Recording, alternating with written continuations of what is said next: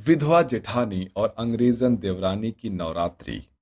चीची गांव में आरती अपनी माँ और बाबा के साथ रहती थी। आरती के अंदर उसके माता पिता की जान बसती थी। वो बचपन से ही दुर्गा माँ की परम भक्त थी। ओम जय जगदीश हरे, स्वामी जय जगदीश हरे। आरती, अरे बेटा आरती, अरे कहाँ हो? जी बाबा। अरे बेटा जल्दी से एक कप बढ़िया सी चाय बना दो, और हाँ, अपनी माँ को भी जरा मेरे पास भेज देना। जी बाबा, बस अभी बनाकर लाती हूँ। आरती अपनी माँ सरला को महेश के पास भेजकर चाय बनाने चली जाती है। कहिए। अरे वो मुझे तुमसे आरती के बारे में कुछ बात करनी थी। क्या बात थी? वो आज जब मैं खेत पर काम कर रहा था तो मेरे पास एक आदमी हमारी बेटी के लिए रिश्ता लेकर आया था। रिश्ता अच्छा है, लड़का शहर से है और सीधा साधा शरीफ परिवार का लड़का लगता है। तो आपने क्या जवाब दिया? मैंने कहा कि पहले अपनी बेटी और बीवी से इसके बारे में पूछ लूं, तब मैं बताता हूँ। अगर लड़का अच्छा है तो आप हाँ कर दीजिए। वैसे भी अब हमारी बेटी बड़ी हो गई है। फिर क्या था, महेश अपनी बेटी की शादी महादेव से तय कर देता है। कुछ ही दिनों में गाजे बाजे के साथ आरती की महादेव से शादी हो जाती है।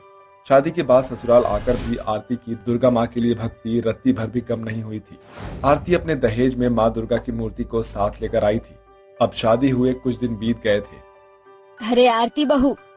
जी माँ। अगर दिन की शुरुआत भगवान का नाम लेकर करो तो सारे काम शुभ शुभ होते हैं। इसलिए सारे कामों को छोड़कर तू सबसे पहले माँ की आरती कर दे। माँ वो तो मैंने कब की कर दी है। मैं सुबह अपने मुंह में अन्न का दाना बाद में रखती हूँ, पहले अपनी माँ को भोग लगाती हूँ। ये तो बहुत ही अच्छी बात है। माँ दुर्गा की तुझ पर असीम कृपा है, तभी तो वो तुझे सुबह ही अपने दर्शन के लिए बुला लेती है। आरती थोड़ा सा मुस्कुराती है और फिर अपने काम में लग जाती है। एक दिन महादेव अपने काम पर से लौट रहा था कि तभी बहुत तेज बारिश शुरू हो जाती है और महादेव बारिश में भीगा हुआ घर पहुंचता है। ये क्या, आप तो पूरे भीग गए हो। ऐसे तो आपको ठंड लग जाएगी। अचानक इतनी तेज बारिश शुरू हो गई और मेरे पास छाता भी नहीं था। तो आप कुछ देर कहीं रुककर इंतजार भी तो कर सकते थे। तुम बिल्कुल भी परेशान मत हो। छी! देखा, लग गई ना सर्दी। महादेव को रात ही रात बहुत तेज बुखार आ जाता है। हे दुर्गा माँ, आपका तो पूरा शरीर जल रहा है। चलिए आप अभी डॉक्टर के पास चलिए। आरती, मुझे अचानक से बहुत जोर से घुटन सी हो रही है। तो मेरे लिए थोड़ा थोड़ा पानी लेकर आओ। अच्छा नहीं लग रहा है मुझे। अभी लाती हूँ। आरती महादेव के लिए पानी लेकर आती है और उसे पिला देती है। अब आपको कैसा लग रहा है? तभी महादेव अपने दिल पर हाथ रखकर जोर जोर से कराहने लगता है। सभी घर वाले आरती के कमरे में पहुंच जाते हैं। भैया, भैया क्या हुआ? माँ तेरा बेटा जा रहा है। ये क्या बोल रहे हो?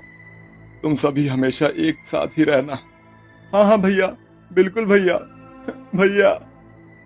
बेटा, बेटा नहीं। उस रात महादेव हमेशा हमेशा के लिए दुनिया को अलविदा कह गया।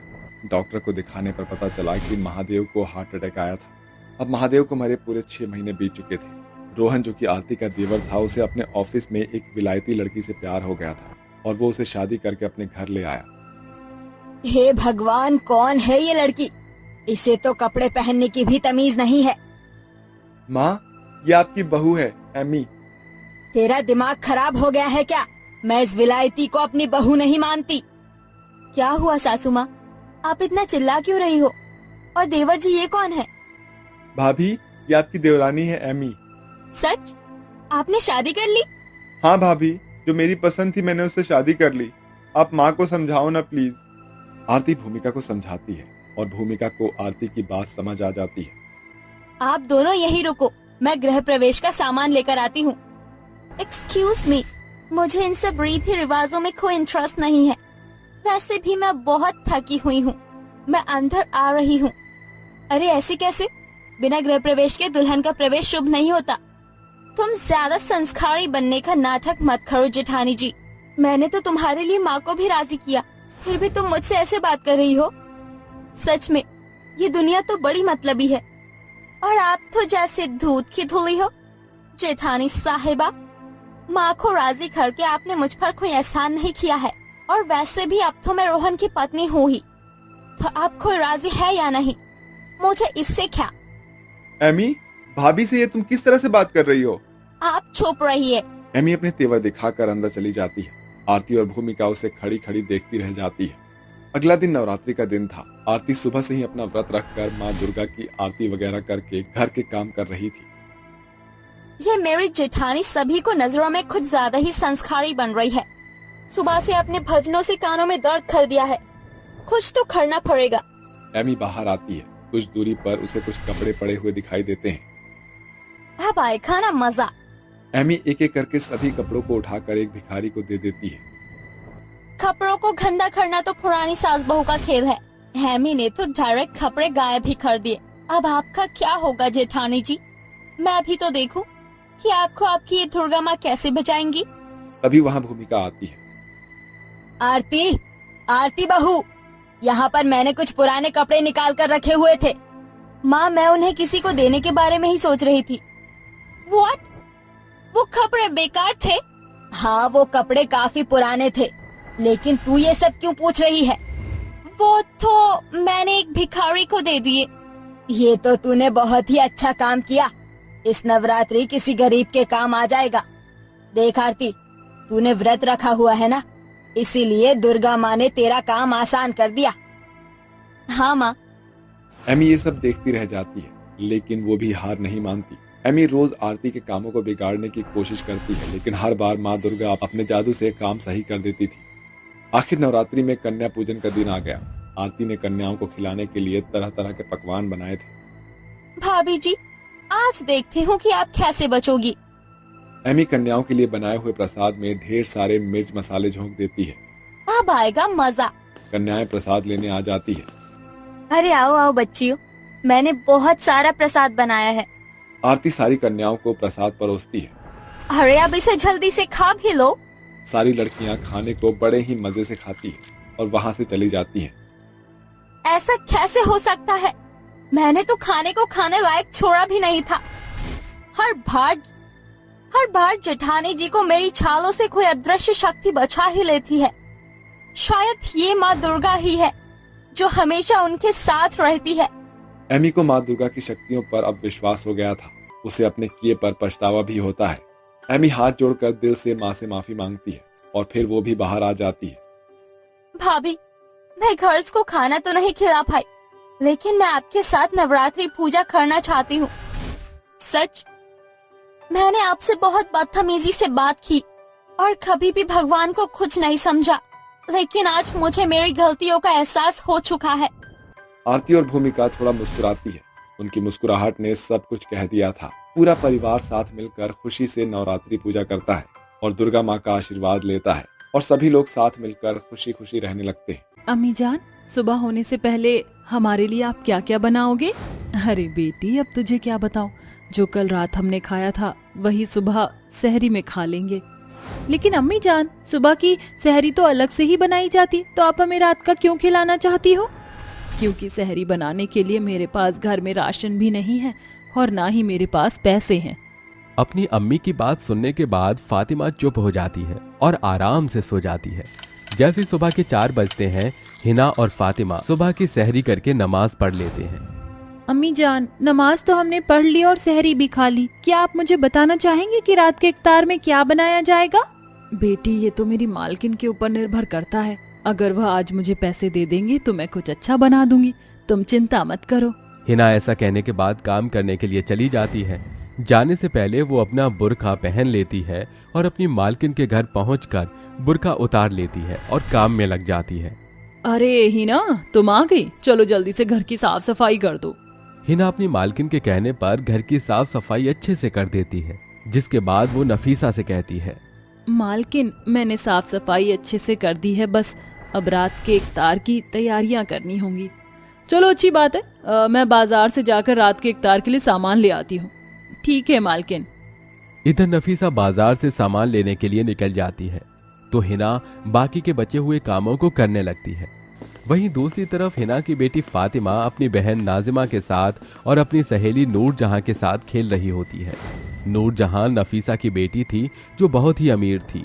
अरे तुम दोनों ने ऐसे कपड़े क्यों पहने हैं? तुम्हें पता है ना रमजान का महीना चल रहा है, इस समय तो तुम्हें नए नए कपड़े पहनकर घूमना चाहिए था। नूर जहां, तुम्हें पता है ना शायद हम लोग बहुत ज्यादा गरीब हैं और हमारी अम्मी जितना कमाती हैं उतने में सिर्फ घर का खर्चा ही चल पाता है। नूर जहां, तुम्हारे अब्बू तो तुम्हें सहरी और इफ्तार पर पैसे भी देते होंगे। हाँ तुमने सही कहा, सभी लोग मुझे बहुत सारे पैसे देते हैं, अम्मी जान, अब्बू जान और मेरी खाला भी। हाँ चलो अब फातिमा हमें घर चलना चाहिए। दोनों बहनें अपना मुंह लटकाकर वापस घर लौट आती हैं। देखते ही देखते शाम हो जाती है और हिना नफीसा के लाए हुए सभी सामानों से अच्छे से इफ्तार बना लेती है। सारा का सारा काम हो ही गया। जैसे ही ये सभी लोग इफ्तार कर लेंगे उसके बाद मैं भी घर चली जाऊंगी। हिना सारा खाना खाने की टेबल पर लगा देती है, जिसके बाद नफीसा अपनी बेटी नूर जहां और अपने पति अकरम के साथ इफ्तार करती है। देखते ही देखते आधे से ज्यादा खाना तो वो बर्बाद ही कर देते हैं और सारा खाना नफीसा फेंकने के लिए कह देती है। हिना, हम सब ने अपना इफ्तार कर लिया है, अब एक काम करो ये सारा फेंक दो क्योंकि सुबह की सहरी तो दोबारा से ही बनेगी। इतना सारा बचा हुआ खाना नफीसा फेंकने के लिए कह देती है, जिसके चलते बेचारी हिना को बहुत दुख होता है। अल्लाह ये कैसा रहम है तेरा, एक के घर पर खाने का एक दाना तक नहीं तो दूसरे के घर पर खाना बर्बाद किया जा रहा है। अल्लाह अगर देता है तो सबको बराबर दे, वरना किसी को भी ना दे। हिना का दिल बहुत दुखता है, जिसके बाद वो चुपचाप अपनी मालकिन के पास जाती है और उससे कहती है, मालकिन, मेरी दोनों बेटियां मेरे घर पर मेरा इंतजार कर रही होंगी। अभी तो मुझे भी अपनी दोनों बेटियों के साथ इफ्तार करना है और मेरे पास पैसे भी नहीं है। क्या आप मुझे कुछ पैसे दे देंगे एडवांस में? देखो हिना, मैंने कितनी बार तुम्हें कहा है कि मैं तुम्हें एडवांस में पैसे नहीं दे सकती, लेकिन तुम हो कि मानती ही नहीं हो। मुझे मजबूर मत करो, नहीं तो मैं किसी दूसरी काम वाली को रख लूंगी। नहीं मालकिन, मेरे साथ ऐसा जुल्म मत कीजिए। वैसे ही ईद आने वाली है, अगर आप मुझे काम से निकाल दोगी तो मेरी दोनों बेटियां भूखी रह जाएंगी। नफीसा ऐसा कह ही रही थी कि तभी वहां अकरम आ जाता है। अरे तुम परेशान क्यों होती हो? इस ईद पर सबके घरों में खुशियां आनी चाहिए। नफीसा, जाओ अलमारी में जाकर देखो, मैंने कुछ पैसे रखे थे, वो लाकर हिना खाला को दे दो। माफ कीजिएगा, एक्चुअली जो आपने पैसे रखे थे वो तो मैंने खर्च कर दिए। घर में एक पैसा नहीं है, कल बैंक से निकलवाने होंगे। हिना, मुझे माफ करना, तुम एक काम करना, कल सुबह सहरी के बाद मुझसे पैसे ले जाना। बेचारी हिना का बहुत ज्यादा मुंह उतर जाता है। वो मायूसी के साथ वापस अपनी दोनों बेटियों के पास पहुंच जाती है। उस दिन उनके घर पर इफ्तार करने के लिए एक दाना भी नहीं था, जिसके चलते वो तीनों माँ बेटी एक गिलास पानी पीकर सो जाती है। लेकिन रात के समय नाज़िमा और फातिमा दोनों को ही नींद नहीं आती। अम्मी, मुझे नींद नहीं आ रही। बेटी, अल्लाह का नाम लेकर सो जाओ, नींद आ जाएगी। अम्मी, हमारी ये सारी परेशानियां कब खत्म होंगी? बेटी, अल्लाह की नजर हमारे ऊपर पड़ेगी। वैसे तो अल्लाह की नजर उसके हर एक बंदे पर होती है, लेकिन शायद उनकी नजर अभी हमारे ऊपर नहीं होगी। लेकिन तुम चिंता मत करो, एक ना एक दिन सब कुछ ठीक हो जाएगा। अगले दिन हिना अपनी मालकिन के घर जाती है, जिसके बाद सहरी खत्म होते ही अकरम हिना को कुछ पैसे दे देता है। उन पैसों से हिना अपने घर का कुछ राशन भरवा लेती है। ऐसे ही एक गरीब घर के रमजान के दिन बहुत ही गरीबी से जा रहे होते हैं, तो वहीं अमीर के घर में रमजान के दिनों में बहुत खाने की बर्बादी के साथ साथ बहुत चीजों का नुकसान भी किया जा रहा होता है। ये सब नूर जहां अपने घर में देख रही थी, जिसके चलते उसे ये सब देखकर बहुत बुरा लगता है। अम्मी, हम कितने अमीर हैं, तो हमें क्यों ना गरीबों की मदद करनी चाहिए। देखो बेटी, तुम इन सब के बारे में मत सोचो, क्योंकि आजकल के गरीब बस हम जैसे अमीरों का फायदा ही उठाना जानते हैं। क्या आप इस ईदी पर हिना आंटी की मदद कर सकती हो, क्योंकि वो तो बहुत ज्यादा गरीब हैं। कहा ना नूर जहां, तुम्हें इन सब चीजों के लिए परेशान होने की कोई जरूरत नहीं है। नूर जहां अपनी अम्मी के इस बर्ताव से बहुत परेशान थी। देखते ही देखते रमजान के 30वें दिन पर ईद का दिन आ जाता है। सभी के घर में खुशियां होती हैं और सब अपनी ईद बहुत अच्छे से मना रहे होते हैं। वहीं बेचारी हिना के घर में कुछ नहीं होता और ना ही वो अपने ईद का त्योहार अच्छे से मना पा रही थी। अम्मी, आपने तो कहा था कि ईद के दिन हम लोग बहुत एंजॉय करेंगे और आप हमारे लिए अच्छा अच्छा खाना भी बनाओगी, लेकिन आपने तो कुछ भी नहीं किया। हाँ अम्मी, आज ईद है, क्या हमारे लिए कुछ भी नहीं बनाओगी? लगता है इस बार हमें अपनी ईद इस प्रकार ही बनानी होगी। देखो तुम्हारी माँ गरीब है, लेकिन क्या करें। तुम चिंता मत करो मेरी बेटी, अल्लाह हमारी जरूर सुनेगा। उनका घर सोना होता है कि तभी नूरजहां अपने दोनों सहेलियों के घर अपने माता पिता के साथ आती है। हिना खाला, कई सालों से आपने हमारी हर एक चीज में मदद की और कभी कोई शिकायत नहीं की। इस ईद पर हम आपके घर में खुशियां लेकर आए हैं और ये ईद हम आपके साथ ही मनाना चाहते हैं। नूरजहां अपनी अम्मी और अब्बू के मन में अमीरी को दूर करके गरीबों के लिए ममता लेकर आती है, जिसके बाद नूरजहां अपनी दोनों सहेली और अपनी अम्मी और अब्बू के साथ मिलकर उनके घर पर ही ईद का फेस्टिवल मनाती है। जिसके बाद हिना और उसकी दोनों बेटियों की यह ईद बहुत अच्छे से जाती है, जिससे वो तीनों बहुत ज्यादा खुश होते हैं।